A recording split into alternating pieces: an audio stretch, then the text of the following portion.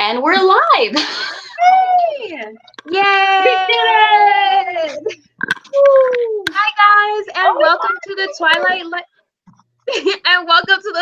Live show. There has been some technical difficulties happening, and we had to move the live show to Lori's channel because I am technology ridden. And I have a couple of people here who are hosting the Twilight live show with me. My name is Grace, and my channel name is Grace Marie. I do typical YouTube videos and nothing out of the ordinary. I actually haven't posted in a really long time, but that's besides.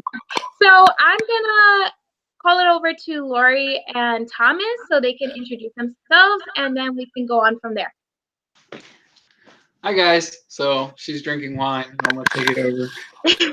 Lori and Thomas here, and really glad we could help out Grace. And I'm gonna pass it over to Leia. We do bookish videos. Oh yeah. Introducing yourself is so weird. So hi, I'm Leah. My channel is Where in the World is Leah Jane. It is a channel of complete nonsense and also books. And I'm so excited to talk about Twilight with everyone. I've got my popcorn ready. I've got some beer. Let's do this thing. What kind of beer is that? Hello. Yeah. I'm Tabby from Keeping Tabs, and this is my first live show. I can't even believe it. I'm so nervous, and I'm so excited to talk about Twilight. I talk about books. I fangirl about books in a manner that makes no sense, and I love it. Yes. Sounds good. I think we're a little delayed. I think that's kind of a little bit. Okay, so great. So my comment made no sense then. wait, what? What was that? I wrote the crowd screams, "We love you, Tabby." But if it's super behind, no one will understand. It's only like a few seconds behind from what I understand. Yeah, it's not too bad. Okay, so let's get started on this discussion. I know that Tabby and Lori, it was the first time for you guys reading the book. So I want to hear from Tabby and of course everybody else, but I want to hear from you, like, what were your first impressions? And I know that you actually watched the movie too, a long time ago, but what was the book like in comparison to the movie? Okay, so I'm a pretty superficial reader, so I really liked it. And I could see myself totally being a huge fangirl if I had read it back in the day when it was all the rage. Me and Bella are quite similar. She's super awkward, but the movie Bella is way more awkward. I don't know what happened with that. I think it's just true. Stewart in general. But yeah, I really liked it. There were some like swoony moments with Edward, but most of the book was just a back and forth about why Bella shouldn't be with Edward, and him just repeating that, but not really distancing himself from her. And it got old for a little bit, but then I think it was like 95% through the book, the plot actually happened, and it was okay. So yeah, I liked it. That's cool. What did you think, Lori and Thomas? Go ahead, darling. Okay, so I guess I'll start by I will start by saying this. I didn't hate it as much as I thought I would. So that's a surprise. The writing itself was somehow very addictive. Like, I just wanted to keep reading more, even though Bella frustrated the living daylights out of me. But I mean, I gave it 3 stars. I had some issues with it. I'm sure everybody does, but other than that, I definitely enjoyed it more than I thought I would. It was a surprise. But I feel like I would have enjoyed it a lot more if I read it when I was in high school. Yeah. And that leads to mine is I really enjoyed it when I was in high school. Minus I thought it was too emotional when I was in high school. So I can only imagine what it would be if I actually read it now. I mean, the 5th wave made me want to bounce my head off a wall. So. Oh, you and the 5th wave. So what were your thoughts rereading Leia? Oh my God, are you Princess Leia? Like what the hell? It's okay. People tell me that all the time. I really don't mind. So I don't know. I felt like more indifferent to it. I agree that the writing really sucks you in. It's like the perfect like vacation beach read. Like I don't want to think too hard about this. I just want to have a good time. You know what I mean? And that's what's great. But having read it as a teenager, it's so funny reflecting on it because like at that time I was like, this is true love. Let me like go get an Alice Stoker. You know what I mean? Like my friends and I went to the movie together. And we all really loved it, but now I'm just like, okay, this is this is not right.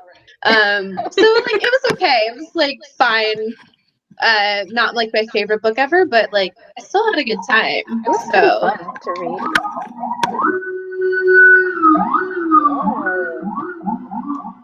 City living. Oh wait, I can't. Is that I don't Leah's think I can hear you, Leah. Can you hear me now? Yeah, I think you're cut off for a bit. Oh. I don't know what anyone missed, but When the siren I'm sure started. it was, we'll just pretend it was brilliant. Move on. Yeah. Cool. I mean, when I reread Twilight again, I still love Twilight, just like I did like when I was in high school. And I think that for the most part, I guess it's just that nostalgic feeling of like, you know, reading YA for like the first time. And I thought it was amazing. So that's why, like, you know, obviously, like, we're doing this live show. And, you know, I do want to discuss that you know, it's okay, like how Leah was saying yesterday, it's okay for us to like stuff that is like, for lack of a better phrase, like utter garbage in some ways. We're all a little bit trash inside. Yeah, and it's Yes, I can agree totally with Some that. okay. fire. Yeah, so I thought that that was like a really good point you made yesterday. And obviously, there's a lot of issues that surround Twilight. And what do you guys think about obviously the relationship between Bella and everyone, not just with Edward, but just like her relationship? Like, I'm actually interested in what you have to say, Leah, because like obviously it's not just her and Edward's relationship, but it's obviously like the relationship that she has with everyone else in like the whole series. Like honestly, in my opinion, like I feel like it was just, I guess, unhealthy. She was not interested in anybody but Edward. So it just seems a little bit like, you know, what do you think? Yeah, I mean, like, so part of it was I never had like Bella's experience in high school. Like, first of all, I'm gonna say the book is like a little bit wish fulfillment, which I think is awesome. Like, we need our wishes fulfilled somewhere. So like having Bella be asked out by like 3 different boys, I was like, okay, can't relate. That's a dream. And then what? Said that's a dream. Right? I was like, ooh, I didn't go to dances. So, but also like I remember she was like in the car and she was like, oh, it's actually so great to hang out with these 2 other teen girls talking about Jessica and Angela. But like every other minute she was like, wow, I hate them. They're the worst. And I was like, can we just chill?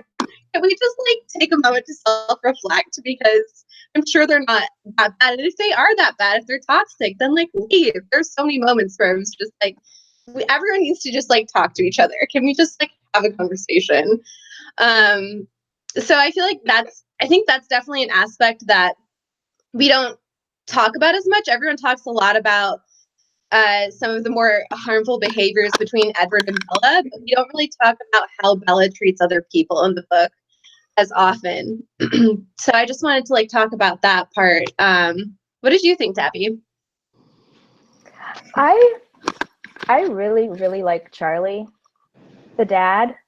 And she's just like, I don't know. It's not that she gives him a hard time, but I think I'm just remembering more of his movie character, because in the movie character it seemed like he was trying more, especially when she had to run away and she was saying all those mean things that her mom said to him.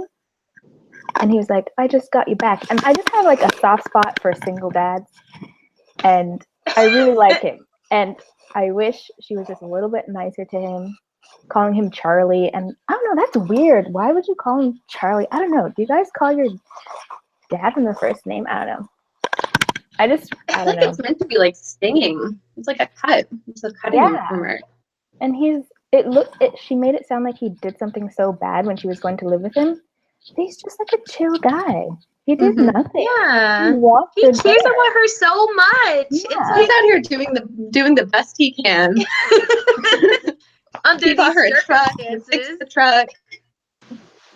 But there was like a part where he took out the battery from her truck because he thought she was sneaking out. That was weird. You didn't notice that? Yeah. I think as a dad, I think a lot of it has to do with the fact that sometimes your kids are like you. Oh, you don't And say. like, I'm a very stubborn person, and at 2 and 3 years old, my kids are showing exact signs of that. They have their own way. They're very strong and independent. So I think that's what Myers was trying to go for. And maybe showing the protective side of Charlie over his daughter in a way. I That guess. and the fact that they were very similar in their behaviors. Okay, yeah. He did say that they were quite similar. I mean, like, going back to like his, like, like just in general, Bella's relationships with Charlie, with, like her mom and all these things, like, there was a scene in the beginning where, obviously, like, Billy shows up out of nowhere because he's not even invited, because Billy, not Billy, oh my god, what's Bella's dad's name? Charlie. Oh yeah, so Billy showed up out of nowhere, and Charlie's like, oh, what a surprise, you're here. And Billy's like, yeah, my TV is not working or whatever. So so Oh my god. like, they show up, and then Bella is like having a conversation with Jacob, and they're sitting down, and she's not listening to him talk. So it's like Bella's kind of really selfish, like, and not just like, like, everything is kind of just about her, and it's like she kind of just hates everything, and it's like, it's not that serious. Like, you have a pretty basic life. Like, your mom loves you, your dad loves you, like, he got you a car, it was free, but still, like, so I just thought that was really bitchy of Bella to just like not like treat Jacob that way. Like, that was so weird. I don't know. I'd like to see a backstory from when she was at her old high school, because it kind of makes me think of Mean Girls. Yeah, like, she's probably like really like angsty, and she's antisocial. I don't know. Like, and then like it was the kind of like, what do you guys think about this? It was the idea that Bella she felt like she was never like any of her other kids in school, and that's kind of fair, but it's also like, okay, you're not like the other kids in school, and obviously that's clear because Edward's like, oh my god, you know the square root of pi, oh my god, you know what Clara the Loon is, oh my god, you know all these things, oh, we get it, she's like special, we get it. But it doesn't also mean like Bella can be like a total bitch and like just be antisocial with everyone, because I feel like that's just what it is. And unless Bella wants something, then she'll be your friend again. Like, that's how I feel. Yeah. Do you guys remember that scene? With Jacob? Yeah. I feel like she does that. Yes, because she doesn't. Oh, sorry. Go ahead. I feel like she does that all the way through with everyone. Anyone that isn't Edward or somebody, like you said, she can get something from. Right. They're not on her level. Because she started flirting with Jacob to get the coloring story, being all nicey. What were you Yeah, saying, Leah? like, I don't ever. I mean, I do think to some extent some of it is realistic. I'm a bit like, really, like, no friends. Also, like, her immediate. I don't ever remember having a crush like she had on Edward. I was just like, really, girl? Are there no hot boys in Phoenix? Like, none at all? Like, I can't. So it was just like, that to me was really surprising. I can see it from the guy aspect, because guys have a very one-track mind. And I crushed on a girl for like 4 years. So Turn of events. yeah. So I can understand that aspect. I don't think I ever got to the point where I was like, there's no point of anything if this boy isn't here. Like, if anything, when I saw the boy, I would just feel like really nervous and anxious. Like, sure, I'd wonder where he was, but I'd also kind of secretly be relieved because it means that I wouldn't have to figure out how to talk to him. Like, you don't really see, like, you see a lot of some of that when she's interacting, but when he's not there, she's like, I'm dead. Everyone is dead to me, and I am dead too. And I'm just like, what? We need to just relax. I'm gonna say that a lot today, I guess. Well, serendipity was like, it wasn't even a crush. It went from why won't he look at me to I'm in love. Hell So yeah. fast. So fast. But I It was find it really hard fast. to believe that, like, you know, Edward was just like, oh, I'm gonna be a virgin for all these years and I'm gonna just like give up on love. Like, I don't know. It's just like, Yeah, that's true. you know, 'Cause so how is long.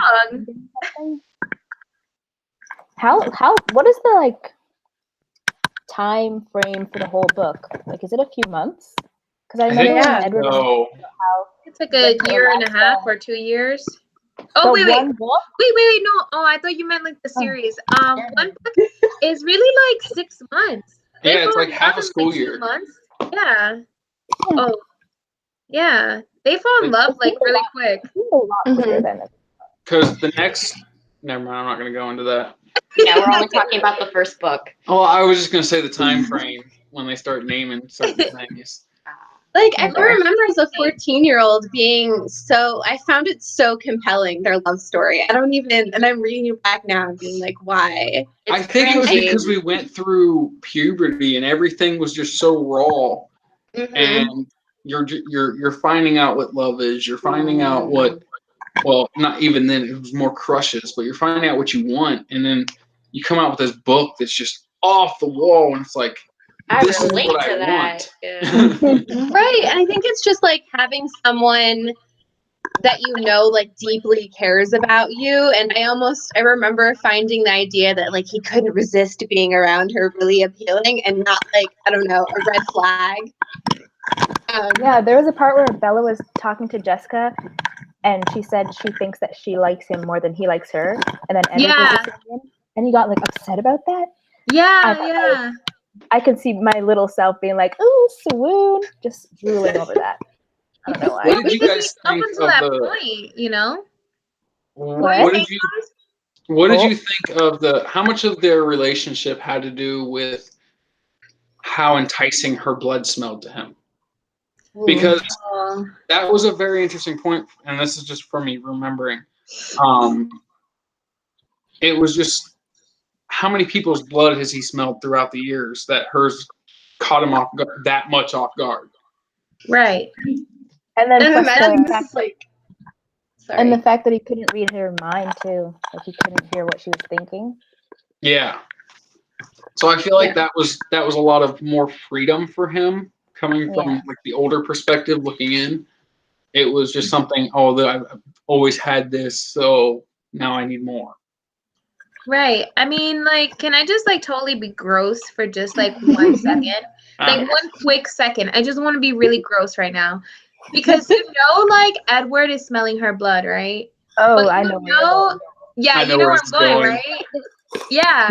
So like if everyone knows where I'm going, like so wouldn't he have smelled so many people's bloods throughout the years and everybody else for that matter and all the vampires that can't stand being around like with girls with blood or just blood in general? Like wouldn't this be like a frenzy? Like every single day in school it would be like, ooh, whose flow is heavier today? Like, you know what I mean? Like Well, most of them wouldn't have that issue because they're well satiated when it comes to the blood, the red eye vampires.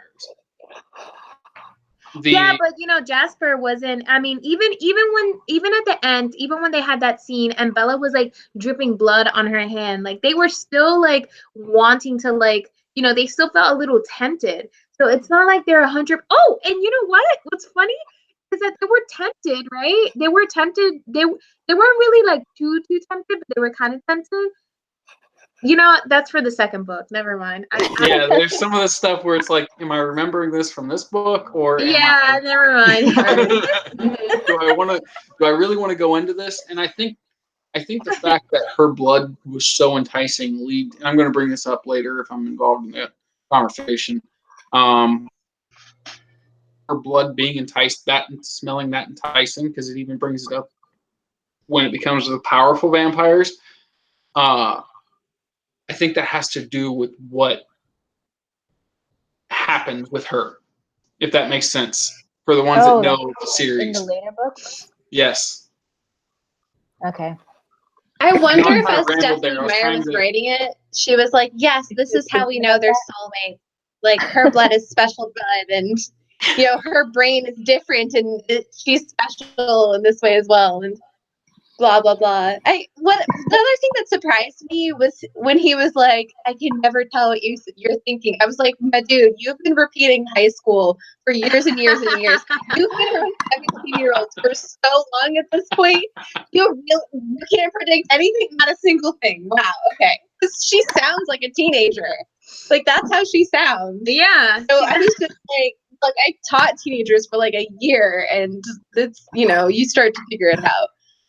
So I was just like, okay, sure. It's just me being a little petty for a second. There'll be a few of these throughout the show, I imagine. Bella, that's the whole idea behind the book. Like, you know, for you to like be like, for us or even like teenage girls to be so in love with this book, it's a whole idea of like, you're super special, even though you look like a butthole. Like, you're still super special. And that's like the whole idea. And that's why we love it. I mean, that's why I love it, because I could be a butthole and I could have some totally gorgeous guy love me who's a vampire and who can give me like immortality. Duh. Like, what? Oh, immortality. Yeah, I agree. I mean, it's like I said, it's like wish fulfillment. Like, I think we all need them. So, yeah, I mean, Oh, that sounds so wrong. Oh my gosh. Thomas is reading the comments. That last Okay. one just kind of do we want to talk about something? Do we want to try to get back to decorum and talk about our favorite scene? Hopefully, it involves no bubble. So what was your favorite scene, Leah? Okay. 14-year-old me would die, but I actually really like the scene in the aquarium when she's talking to Jacob. I liked, first of all, I think actually Stephanie Meyer had a few good beats of like imagery there. And I was like, okay, I see you. And then I found Jacob so warm in that scene. He was like warm and funny and engaging. And I don't remember ever thinking that. Like, when I was like reading the book the first time, I was like, okay, obstacle to the true love. Move on. Like, I get it. You're the losing part of the love triangle. Continue. You're the losing party. Like, poor you Jacob. know, when you read those books, there's going to be a love triangle. One of them's going to lose. You accept it. It's great. You move on. But I really enjoyed Jacob in this book. And like, that surprised me personally. That was one thing that surprised me. See, I found Jacob to be extremely like childlike. Yeah. And I think that's what drew a lot of people, but it killed it for me because I thought he was very soft. I mean, he was younger than them, though. Yeah. Not by a whole lot. 14. No, but you know, when you're a teenager, that like initial age difference between a girl and a boy, unfortunately, you know, that's just how it is. It, you know, it could just be that age difference where it, you know, it really matters. But he matured. You saw him in the second movie.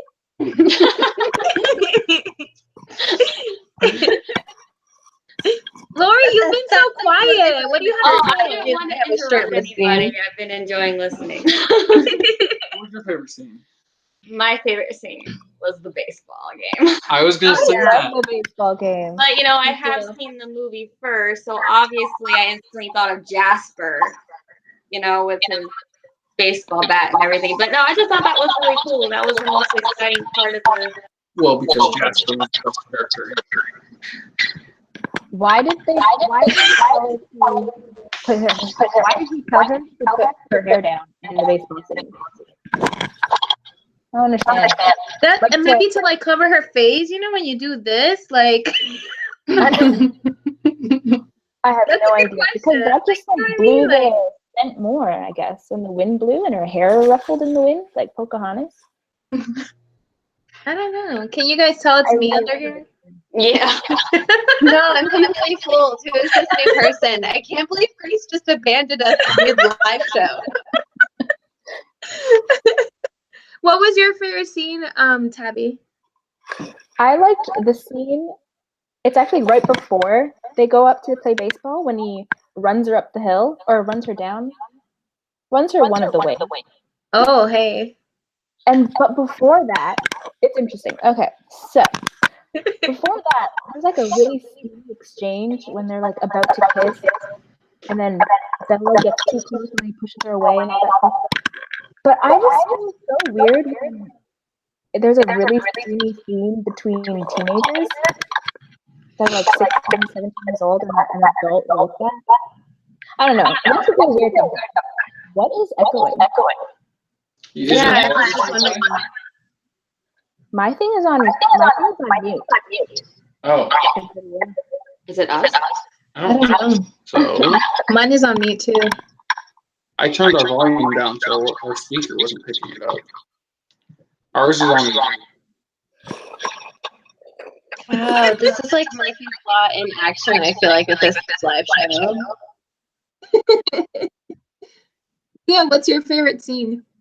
Oh, there it's gone. Oh, it's back.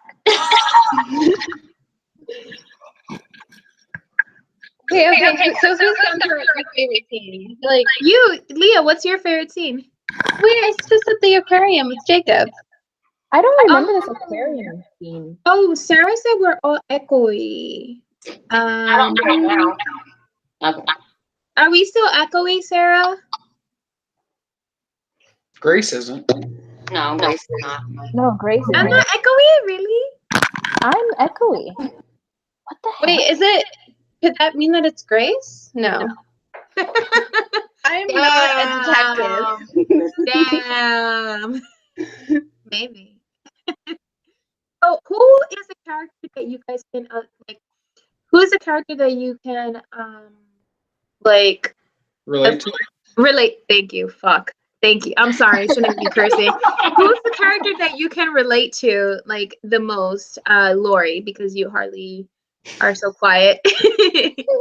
Oh shoot, me. Oh, I hate to say it. I can.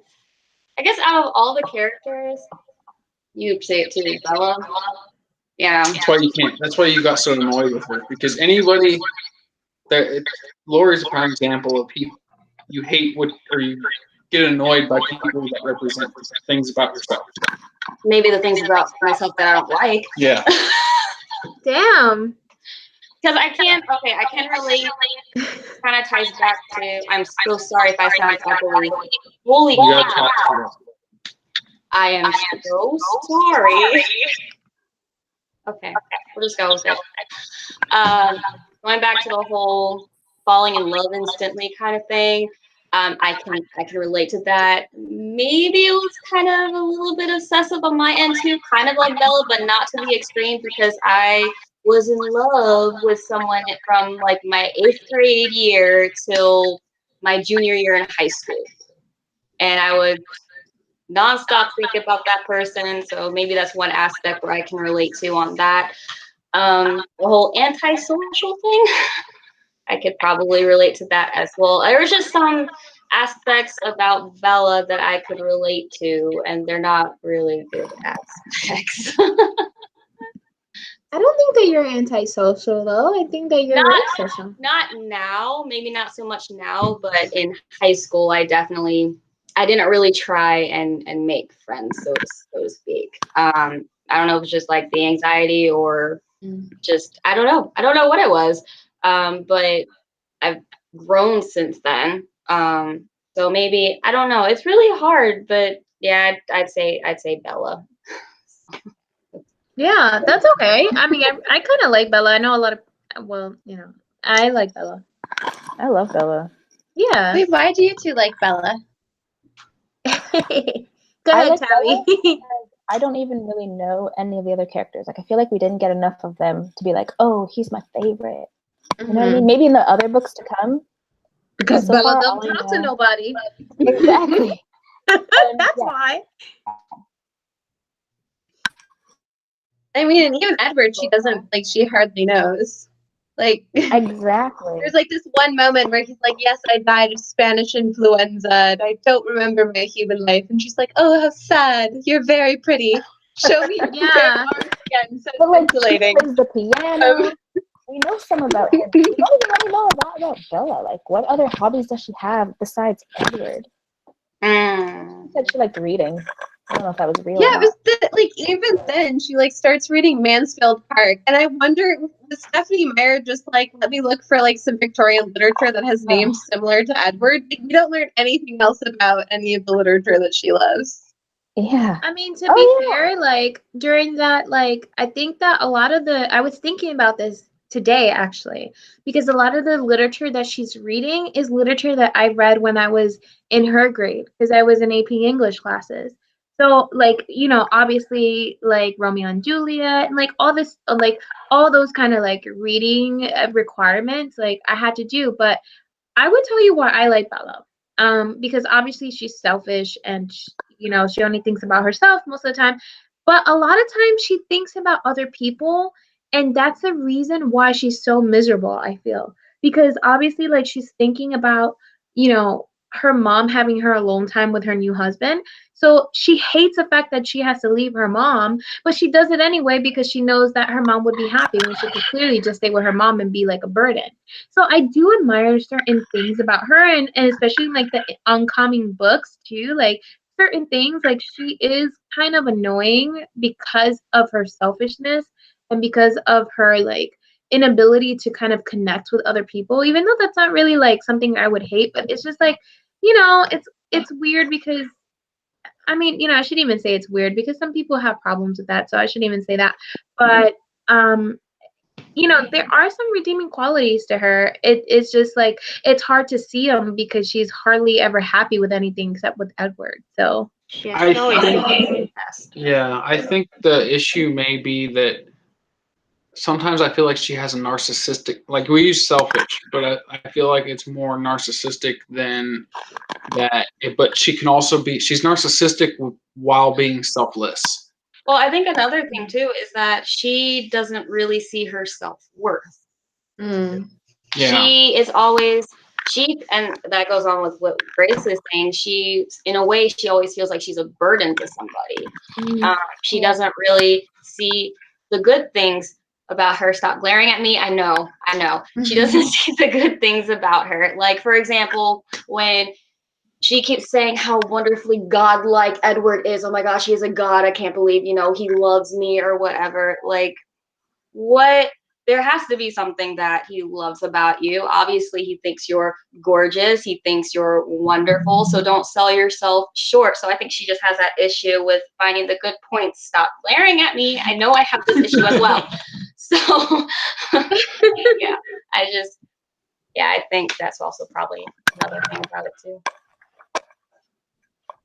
Yeah, there was even a scene where Jasper and when they're in the hotel waiting for James and that whole thing to happen, she's freaking out because she doesn't want people to get hurt and all that stuff. And James tells her she is worth it. I thought that was cute. I love No, that. not Yeah, James. Jasper. Not James. The other guy. I love that scene too. He's very. I feel like Jasper is a very. What was it, like the glue that sticks everyone together? Jasper is amazing. I can't wait to get to his story. There's like some backstories that I did not even know existed. Esme's and Alice's. I think if I had to pick a character that reminds me of me, I'd have to go with the combination of a Jasper and Emmett. If there was a combination of those two, that would be me. How so? How so? Well, because I'm very off. I can be antisocial. I prefer to be antisocial, but I can talk to people like a car salesman and come off as someone's best friend. And then I really do enjoy fighting and the competition and the fitness, and that's my Emmett. Yay. Yeah, okay. Now I see it. So, Like Tabby said, I don't think we got enough of the other characters. That's why I asked him about that, because I don't really know much about Emmett or Jasper yet. Yeah. Do we get their backstories later on? I hope so. yeah. A little bit. Because we didn't get Emmett's in the movie. Oh my god! We I didn't don't even get think Emmett about that. at all, ever. Yeah. And What I like is that that? guy. I think Emmett, Or Esme. Or is he just not And- important? I don't know. well, We don't Emmett get and Esme's his either. Rosalie. No, we I get want more Rosalie's. Rosalie. We get In the Rosalie. movies. We get a little We bit do of get Jasper. Rosalie's. We don't get Emmett. Like, where does Oh, that's Emmett come right. from? Like, who? Like, We I don't think get him in the Emmett's book. the only family member that Don't doesn't remember. really get a huge backstory. Esme either. Esme doesn't get a background at all. Well, she gets like 2 sentences Yeah. about how she had a baby that she lost and then Oh threw herself yeah. off a cliff. I feel like those are the only two other than Carlisle, minus the fact that he has an extreme tolerance for blood level or extreme level of discipline. They don't really have any powers. Those two don't. So I feel like that might be a part of it. Maybe. Huh. I didn't even think about that until just now. Was they're the only two that don't really have a backstory, but they're the only two that don't have any power in the family. Really makes you think. I mean, Carlisle doesn't have Carlisle. I'm saying it as I'm like reading it. Carlisle. Carlisle doesn't really have any like powers either. That's why I Well, we're really not think gonna it's- go into it because that's more into like the further on in the books, and I don't want to spoil it for you guys. But he is important, obviously, just for different reasons. Yeah. So character that you can relate to, Lori, you said Bella. Thomas, you said Jasper, right? Jasper and combo. And then Tabby and Leo, what character can you guys relate to?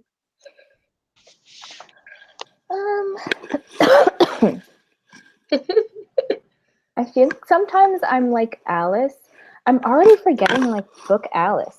Because is she like really open with her thoughts? Like she'll say what's on her mind, even if it's not appropriate? Am I remembering that right? Or is that just the movie? I didn't really. I don't know. I don't remember I can't that, at remember least what not book in it this comes first into. book. I think she says things that okay. Edward would prefer she not say. Yeah. But Yeah. I don't think she's ever like thoughtless about it. But She's very controlled. Like if it has something that would jeopardize it, she wouldn't say it. But if it's something that needs to be said, she's gonna say it. She's very Right. brutal when she comes to have to say what needs to be said. If I remember correctly. Yeah. Okay. Well, I don't know. Are you trying to decide if you're like Alice? Because Alice is I great. feel like I don't know. I already don't remember her from the book. all right, let's pull up the BuzzFeed quiz. Just kidding. Leah, how about you? I think like when I was younger, I always wanted to be like Alice, and I think now, like what I kind of appreciate about Alice, and I guess all of them are like that, but she felt like really welcoming to me, and I think that's like I try to be like that, which I appreciate, and just like kind of I don't know. It's interesting because she can like see the future, but she comes off as kind of very carefree. She's just like, yep, this is gonna happen. Whereas if I could see the future, I feel like I would be perpetually stressed. But if I can be like more like easy breezy, like beautiful cover girl like Alice, then that would be great. But she's like serious when she needs to be, you know. I think I have a little bit of Rosalie's saltiness too. Mm-hmm. But I hope she gets like I don't know. I like Rosalie. Did anybody notice that all the classes of like the hot topic classes, especially for that time period, were covered in the family? You had the jock, you had the Jasper who wasn't really in touch with his emotions, or he was, but he didn't want to come off that way. You had Alice, which was super carefree. You had Rosalie, which was the high class. I'm jealous of you because I'm not going to say that because I don't know if it's a spoiler or not.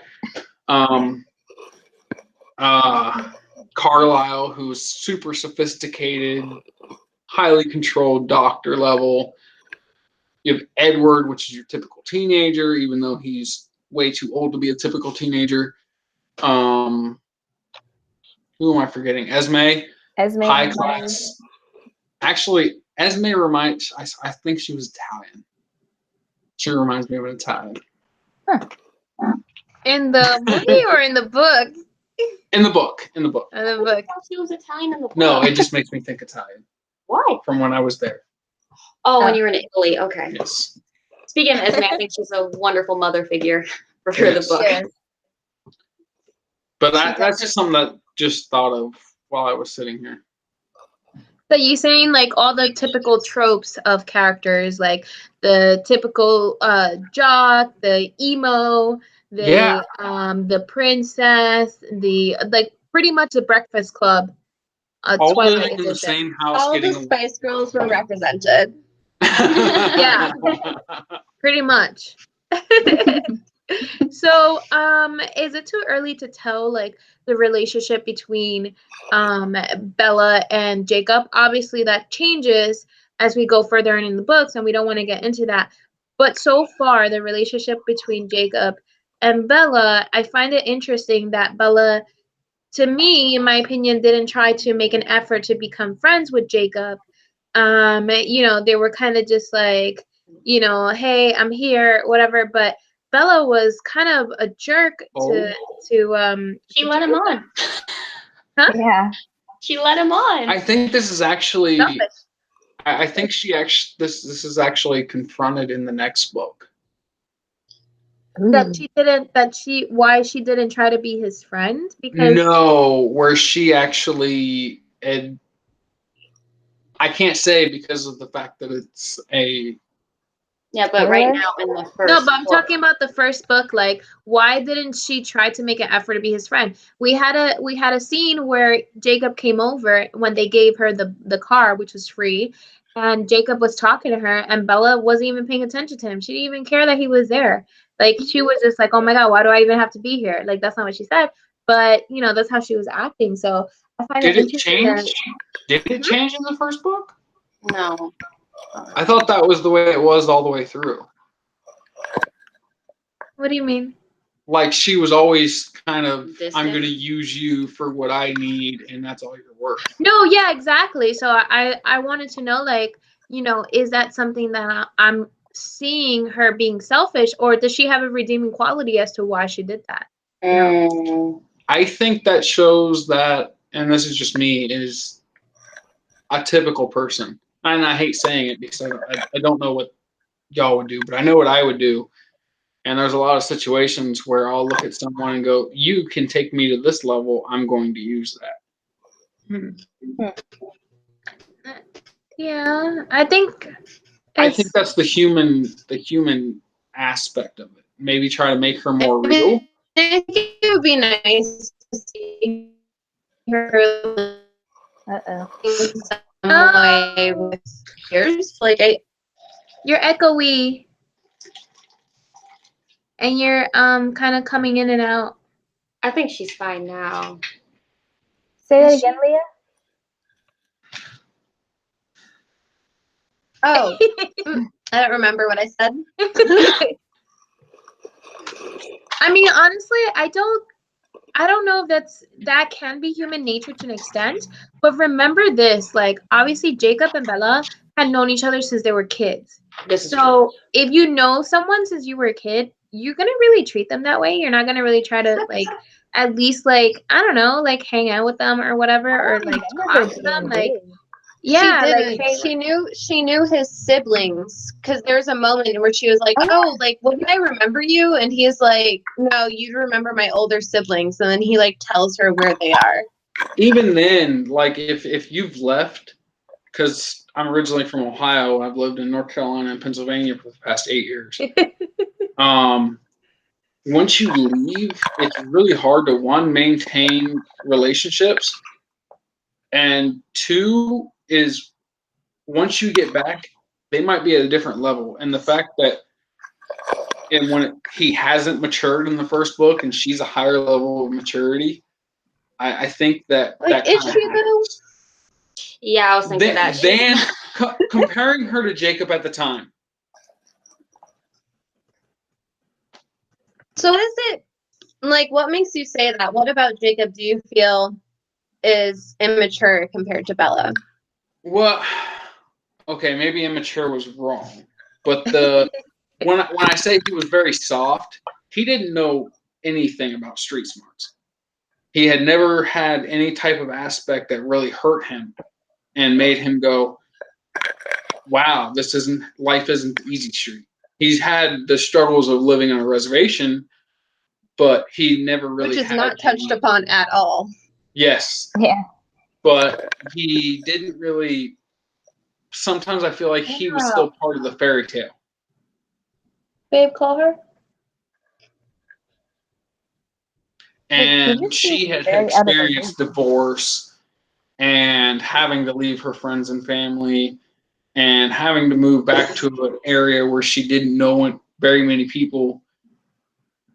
And I can't remember, did they move from Charlie's house or did Charlie move from their house? They moved moved from from Charlie's Charlie's house. Yeah, they moved from Charlie's house. So why didn't she recognize the Cullens in the first place? Because they just moved. They moved back apparently from wherever they were. They're from Okay. Alaska. My remembrance of the series is getting to me. I mean, Can we like? Sorry, go ahead. go ahead. No, go ahead. Go ahead. I'm jumping ahead. So like, if we're still on this topic and you have something to say, then like we should. No, I didn't. I was just Okay. on my butt. But something I was reading in the comments and Bailey's book babble, she said how she treated her dad broke my heart. And I really agreed, especially at the end.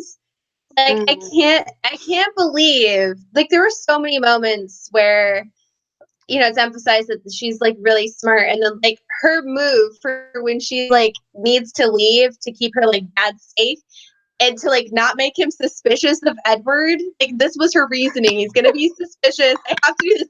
Was to literally burst through the door and say, "Edward, leave me alone." What the? But wait a second. But hold on a second. Why did she have to? She was leaving her dad, right?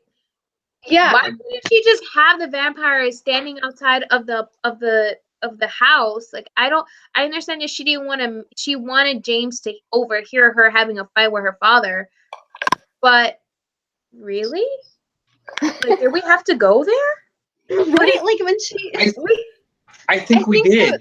The Just point that like really got me. Sorry. I think we did. To make it seem Because she wasn't going to come back. if my daughter said though, she would have to come off and it like completely shatter my heart and soul and break my character in order for me to give up. And I think that's what they were going for, is they didn't want Charlie to go after her or try to convince her to stay, because once you throw that aspect in, you have to make a lie more believable. Yeah. I mean, I'm not sure if like she needed to go as far as to like repeat what her mother said. And didn't she like she also said that she would talk to him again from Phoenix or wherever. Like that was part of it. So if the real move was to make it seem like, oh, like I'm completely separating myself from you, I'm never talking to you again, like so that way he'll be safe. Like why would she then follow up with like, but I'll call you later? Like let me repeat the exact phrase that my mom said to you when she was leaving, but I'll call you later, Bella. Like this is what happens when you don't, like she just on the fly walked in, said something that as a parent, like if I were a parent, it would make me very concerned she was in an abusive relationship. Just blew right past that. She was like, whatever, doesn't matter, as he's asking. Also, by the way, I hate you now and I hate everything. And I'm going to say something really cutting, but I'll call you later. Yeah, I think that could was have the been handled differently. Yeah, I think that was also the conflicting aspect of, oh, I'm a teenager. I don't know what the hell I want. Yeah. At 17 years old, I got kicked out of my parents' house But for a what- lot of different reasons. But when I was reading that specific part where she repeated what her mom said to him, and this is coming from me as a mom, I just instantly pictured like years down the road, Gabby saying something as hurtful to me, wanting to leave, and I literally almost cried at that part, because that, if Gabby or my son Jason ever said that to me as a teenager, I'd be broken. Like, I wouldn't be able to go after them because I would feel like I'm a failure. And maybe that's what was the point, because I'm sure at that moment Charlie felt like he failed as a father. And that's like the biggest fear as a parent, is when you fail your children. That is just, and I almost cried. The other aspect is Charlie should have realized the signs of the obsessive and controlling relationship. Mm-hmm. I think he kind of did, though. Like, yeah, you know, he became a little bit more protective when Edward was coming around and stuff. yeah, I can agree with that. And I thought that came after she came back from Seattle or Phoenix. I think it was happening a little bit before. Was it?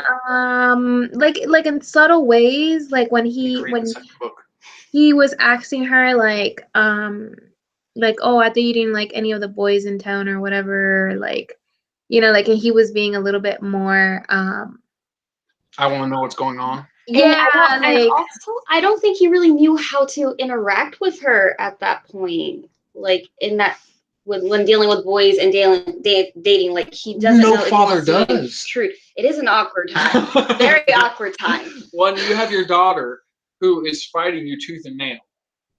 I want my privacy. I'm going to completely try to cut you out of how much you're going to know the bare minimum of what's going on. And this is just what I've seen growing up. I do have an older sister. So that aspect, and then you have the father going, you know, I want to know everything. I want to know, I'm a cop. I'm going to run background checks. If I was a dad and I wasn't a cop, not only am I a dad, but if I was a cop, I would be running background checks. And Gabby's in for it whenever she starts dating. Oh no! No, yeah, I'm very protective of my daughter. If Thomas has a concealed carry, he's gonna polish it in front of the poor boy. I'm gonna feel so bad. I'm gonna have a 6-foot hole dug with bones laying in there. Oh God. I hope that's the same way with your son too. Mm-hmm. Anyway, so we'll have a conversation about that. So going back to that, maybe I don't know, maybe he just struggled to find that balance, try to figure out what's going on, but at the same time not make her feel like that he's being nosy, I guess. Like giving her independence. I think that's something that's really hard for parents to do, is to realize that like they're reaching this age where they're starting to explore and trying to make their own decisions, and letting them make those decisions and sometimes like fall flat on their face, even if it includes dating a boy or a girl or a non-binary person or whoever who's gonna be like kind of an asshole. Like you know what I mean? Like watching your kid do that sucks. But like, I just want to point out that, you know, like Charlie is doing this parenting thing kind of for the first time, because, you know, he's obviously had Bella for like 2 weeks every summer, right? Yeah. But they got divorced really young, and Bella was like a child, so it's like he's kind of working his way towards being a full-time parent. So at the same time, like Bella just ran out after saying all these like terrible things to her dad, and it's not like he doesn't know whether he should stop her or not. It's just more of like that shock value that he's like, shit, I'm a dad. Like she just spoke to me this way. Like I don't even know what to do. Yeah. You know, so it's like that's like really important to note too, is like, you know, he's going to be protective of her because he thinks that that's, you know, his job as a dad, and he's doing this thing for the first time, so he doesn't even know what to do. Charlie's a little lost too, but I don't think he went from having a sweet little girl to bam, almost a woman, teenager that's wants to have her own way, very independent, and I'm as a parent, I'm not looking forward to that time frame. So yeah, reading about it. You're better off prepared than I am. No, I'm not. We're all going through this the first time. You're here every day. So I think sorry, I don't know if we like have more things to say about that, but I'm also really curious. So I sent this video called Dear Stephanie Meyer. It's by Lindsay Ellis to the other members of the group chat. And I'm not sure if you've watched it or not. Even if you haven't, I think this is still a really interesting question.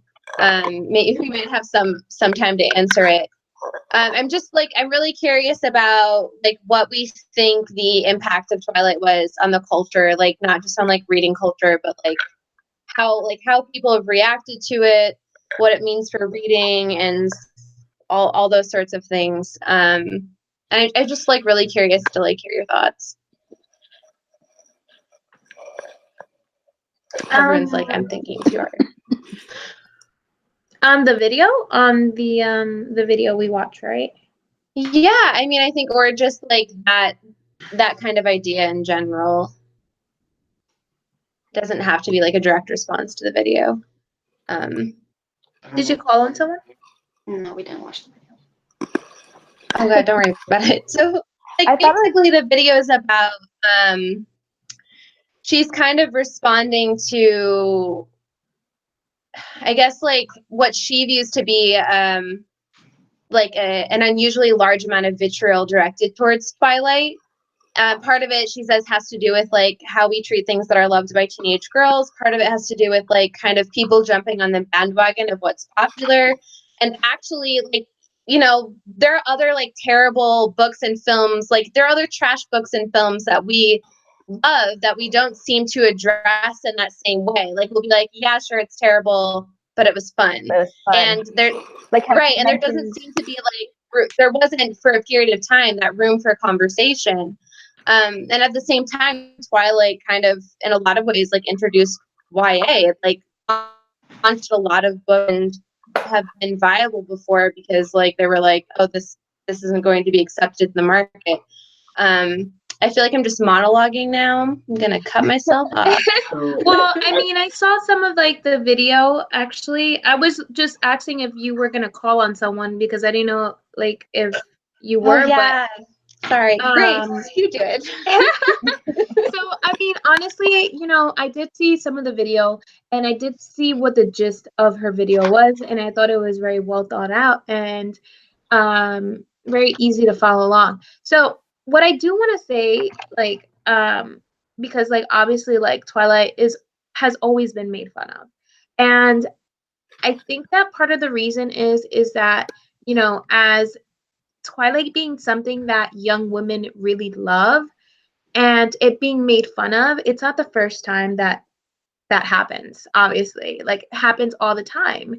And I think that's really important to note because, you know, we have this kind of cult following of Twilight. And, you know, why we love it is because we can relate to Bella and her awful choices. And, you know, and the whole point of the video is just, you know, Twilight being trash, recognizing it, but still being okay that we love it. And that is what I really took away from the video because I thought that, you know, obviously Twilight to me, like I still love reading. I read the book like once a year at least because I really love it. So I mean, bottom line is, you know, us loving something and it being trashed on because it's something that, you know, us as women love. What did you think, Tabby? Did you get to watch it or? I did watch some of it, and I thought it was interesting that she was comparing it with the Fast and the Furious, how it's the same thing, this franchise that has been going on for so long. Like, what is it even about anymore? Yeah. It's the fast cars and everything that guys like to fantasize about. But when it was a demographic for like young teenage girls and what they like to fantasize about, then it was its whole. I don't know. It was just, I don't know. It was interesting. Yeah, or like Ready Player One, that's another example. Yeah. It's just, I guess the subject was more of like romantic and fantasies like that. And I don't know. It's just, I don't know. I don't think any of us can express. Well, I feel this way. I don't want to speak for anyone else. I feel like I don't think I can express it as well as she did. It's like hard to respond to that video. Yeah, she's like super articulate. But yeah. What did you think, Lori and Thomas? I didn't. Unfortunately, I didn't get a chance to watch it. Oh, just about the question. I don't think that it wasn't like assigned homework. You didn't have to watch it. Oh, okay. Can you rephrase the question again? No problem. I think I'm just like I'm really curious about, and I know Thomas, you said you read it in high school. Like, I mean, how did other high schoolers respond to you reading that? Like, did you notice that changing? I mean, like, oh, I hit on something here. All right. I read all of my books with something covering up. Oh, Because Disguise. I was the backyard football player. I didn't make enough money to pay to get on the team. And yeah, so we played lunch football and stuff like that. And I didn't want to I was friends with most people, and I didn't want to give any signs of weakness in being a nerd reader, and I've completely accepted nerdhood. I was literally looking for Tack from Name of the Wind. I have to throw that in there. But That's your favorite. I love it. But for most of the time, I would put my book in my textbook, and then I would read it. Try to hide it from the teacher and from my friends. So, I love the series because I think Stephanie Meyer was a very great writer. I think she is a very great writer, and I don't know if she's written anything else. She has. I didn't like the emotional aspect even then, and I was really hesitant to reread it because I didn't want to hate the series.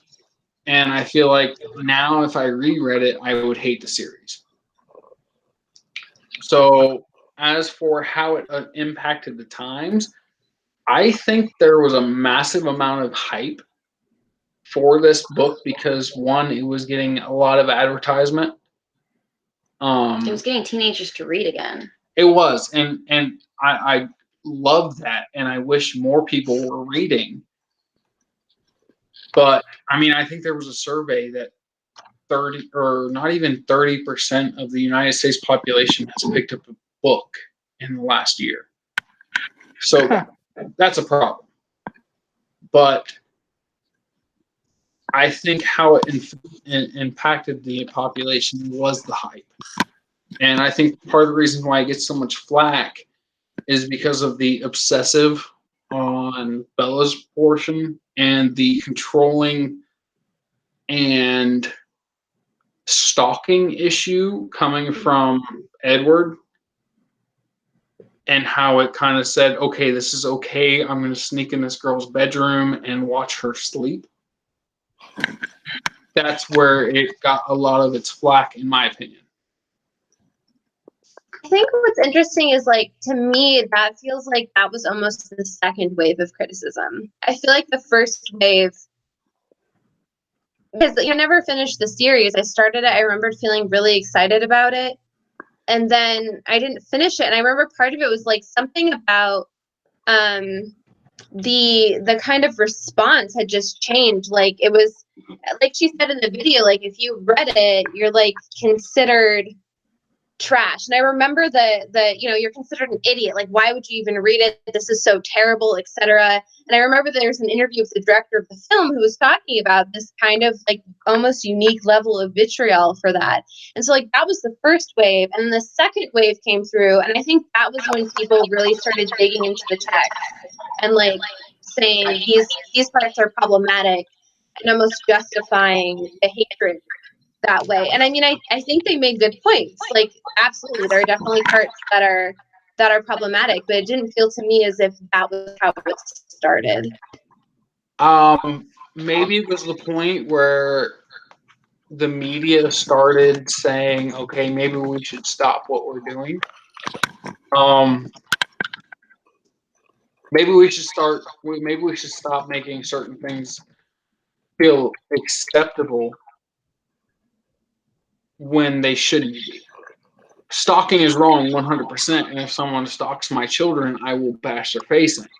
I will resort to violence. But I think that was kind of that point. And that's not the only thing that is problematic with that.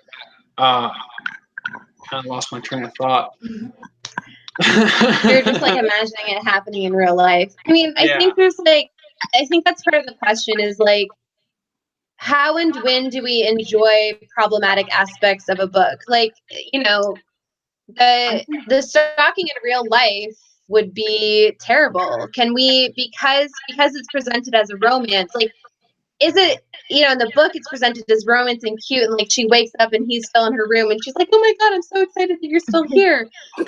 You know, like, can we read that and enjoy that moment? Like, what does that enjoyment look like? Is it acceptable? Like, you know what I mean? I think that I feel like I never know how to answer this question. Like, as I'm reading it and enjoying something that I know is problematic, I'm like, should I be though? Like, I think we can, and I think this is where the media and books or authors, writers in particular, I don't think they should take into consideration what's going on with social aspects other than, okay, is this going to affect the sales of my books? Because just because you enjoy something, you shouldn't feel guilty about it.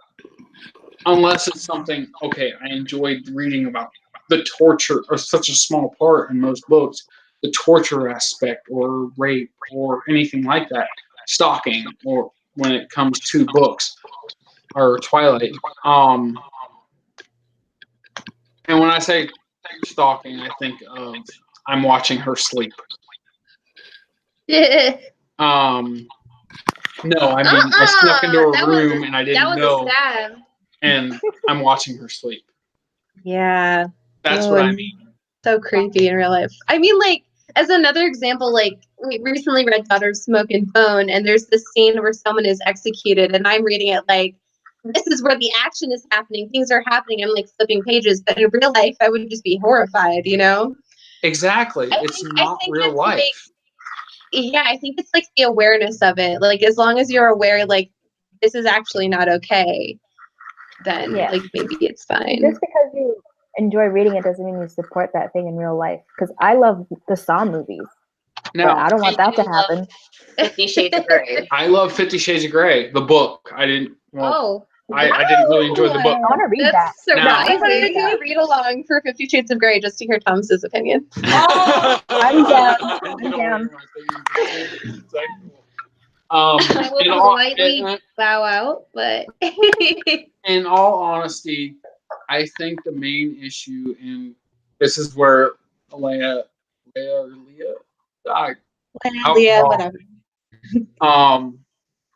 I think this is where we might actually have a disagreement. Is I think Twilight was kind of the start, or maybe the big start. When I say big start, it wasn't the beginning, but it was building blocks. Yeah, it was one of the building blocks of PC culture. The base? No, the foundation of, like when you think of a snowball, it hit that point where it was, I'm going to drop this much and pick up a ton of speed. And I think that's why it got a lot of hate from both sides in the United States. Is the beginning of what? Political correctness. Because when I look at it, I like Edward's book character. Yes, the Catalyst. I like Cindy, come through. I like I like Edward's character in the book. I hated him in the movie. And I think that looking back at what I remember, I think the obsessive one, and the obsessive and the controlling aspect was mixing a teenager with an adult, or someone that has experienced rough life, especially in Edward's position where he went through certain aspects. Because when I look at Lori and I's relationship, there's a lot of aspects where I've taken control of certain parts of our relationship because I knew what was going on. And so sometimes when Lori and I were talking about Twilight, he goes, I don't agree with what Edward was doing, but I can see why he did it. Yeah. If that I mean, makes I think there's sometimes an issue where people conflate understanding why someone has done something with endorsement of doing that thing. and I think that When was they're the like, biggest issue with Twilight yeah, and why I got so much flack. maybe. I mean, at the same time though, like Edward isn't a real person, right? This is a character. So like, did Stephanie Meyer have a responsibility to show that, you know, we can understand where Edward is coming from, maybe, but that doesn't mean it's right. Do you know what I mean? Like, what does it I mean do. when they present it without comment? And Lori and I, as Catholics, we're going through that right now because there's certain aspects of the Catholic faith that don't agree with society, and society doesn't agree with the Catholic faith. So we have to work on how we're going to teach our children certain things without destroying people and still being able to. I love you as a person. I don't agree with what you're doing with your life, but I accept that you as a person have the abilities to do it. Mm-hmm. And I think that was the media, books, authors, screenwriters, the whole nine, took it to the point of what I'm saying has to be acceptable or has to be accepted. And if it's not, then I'm going to receive a ton of flack for it. I'm not quite sure I understood that last part. I don't think I understand. I think I mixed up that last sentence and a half. Sorry about that. Oh, don't be sorry. Lucidity is kind of what I'm trying to make it to where it's what I'm trying to understand for today. I think we're all like we're working through this together. Yes. So Stephanie Meyer did this. It was confrontational. My question kind of would be, did she mean for it to be that way? No. I think she was just writing what she thought would be a fun book and a good book that she enjoyed. Do you think that you like to analyze things? I like to try to put everything in today's perspective.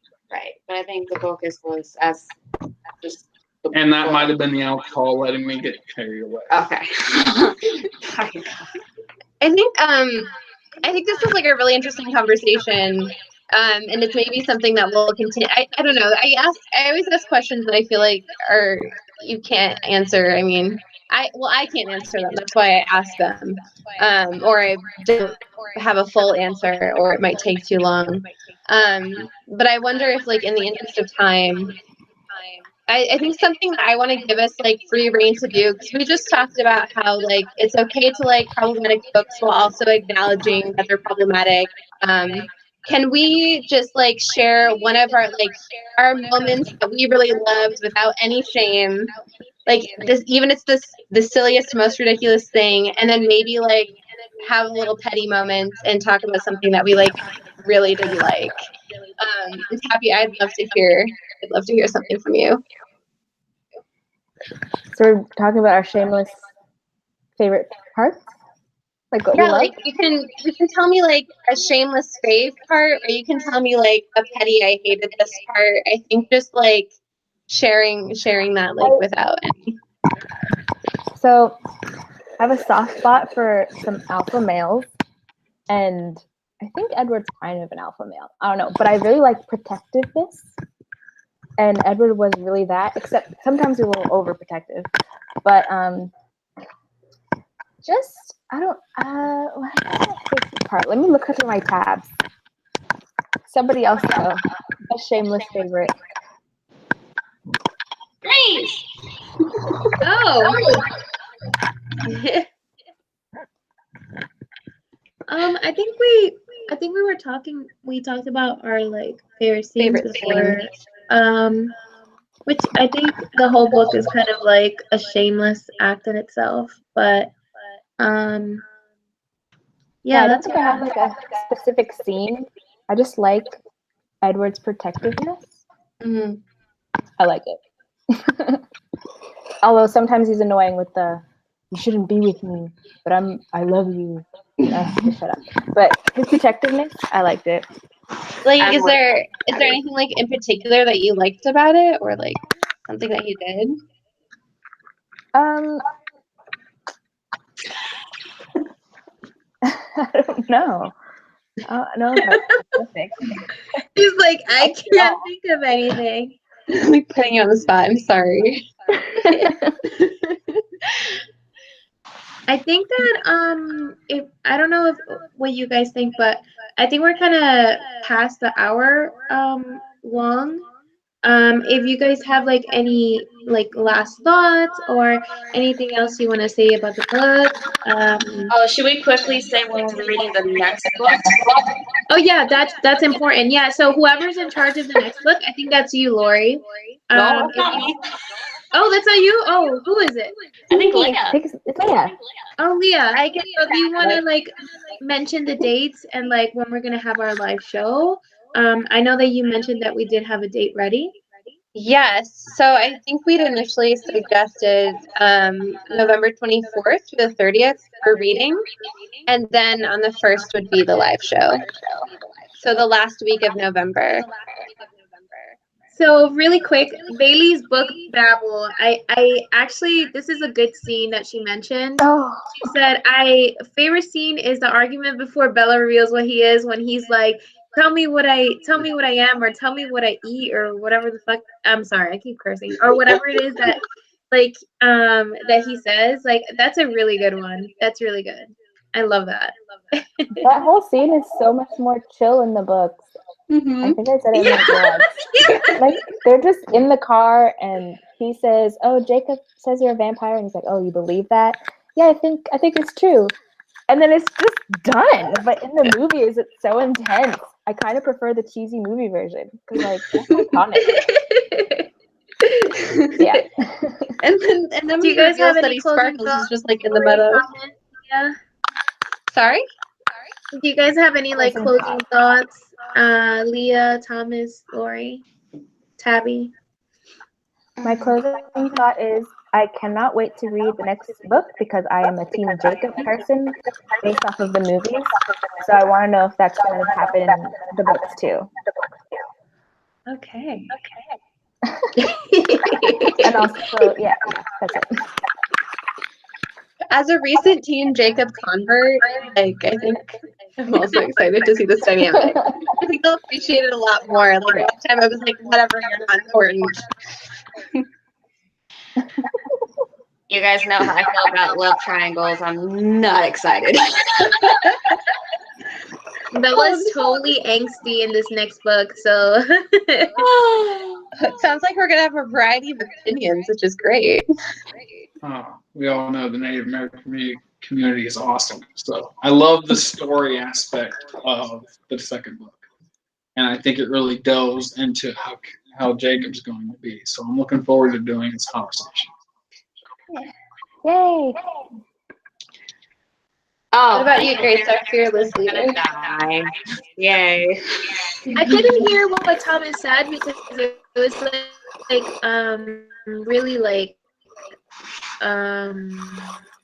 jumping around on the connection, I think.